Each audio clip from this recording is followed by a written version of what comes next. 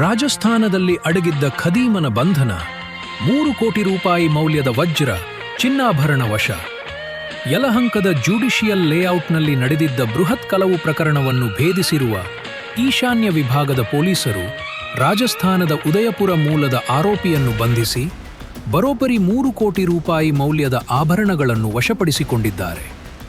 ಯಲಹಂಕದ ಮನೆಯ ಮಾಲೀಕರು ಅಮೆರಿಕಾದಲ್ಲಿದ್ದ ಸಮಯ ಸಾಧಿಸಿದ ಕಳ್ಳರು ಫೆಬ್ರವರಿ 15ರಂದು ಟೆರೆಸ್ ಬಾಗಿಲು ಮುರಿದು ಒಳನುಗ್ಗಿದ್ದರು. ಮನೆಯಲ್ಲಿದ್ದ ಅಪಾರ ಪ್ರಮಾಣದ ವಜ್ರ ಹಾಗೂ ಚಿನ್ನಾಭರಣಗಳನ್ನು ದೋಚಿ ಪರಾರಿಯಾಗಿದ್ದರು. ಈ ಬಗ್ಗೆ ಯಲಹಂಕ ಪೊಲೀಸ್ ಠಾಣೆಯಲ್ಲಿ ದೂರು ದಾಖಲಾಗಿತ್ತು. ತಾಂತ್ರಿಕ ತನಿಖೆ ನಡೆಸಿದ ಪೊಲೀಸರು ಆರೋಪಿ ರಾಜಸ್ಥಾನದ ಮಣಗಿರಿಪಾಲ ಗ್ರಾಮದಲ್ಲಿದ್ದಾನೆಂದು ಪತ್ತೆ ಹಚ್ಚಿ ಅಲ್ಲಿಗೆ ತೆರಳಿ ಆತನನ್ನು ಬಂಧಿಸಿದ್ದಾರೆ.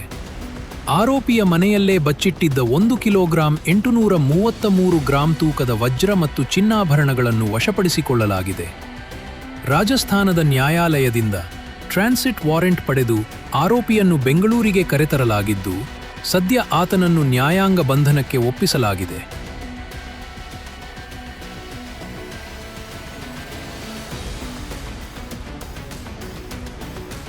ಈ ಕಾರ್ಯಾಚರಣೆಯನ್ನು ಈಶಾನ್ಯ ವಿಭಾಗದ ಉಪ ಪೊಲೀಸ್ ಆಯುಕ್ತರಾದ ಶ್ರೀ ಜಿ.ಕೆ. ಮಿಥನ್ ಕುಮಾರ್ ಐಪಿಎಸ್ ರವರ ಮಾರ್ಗದರ್ಶನದಲ್ಲಿ ಯಲಹಂಕ ಉಪವಿಭಾಗದ ಸಹಾಯಕ ಪೊಲೀಸ್ ಆಯುಕ್ತರಾದ ಶ್ರೀ ನರಸಿಂಹಮೂರ್ತಿ ಪಿ ರವರ ನೇತೃತ್ವದಲ್ಲಿ ಯಲಹಂಕ ಪೊಲೀಸ್ ಠಾಣೆಯ police inspector Shri ML. Krishnamurthy ಹಾಗೂ ಇತರೆ ಅಧಿಕಾರಿ ಮತ್ತು ಸಿಬ್ಬಂದಿಗಳ ತಂಡ ಪ್ರಕರಣವನ್ನು ಪತ್ತೆ ಮಾಡುವಲ್ಲಿ ಯಶಸ್ವಿಯಾಗಿರುತ್ತಾರೆ.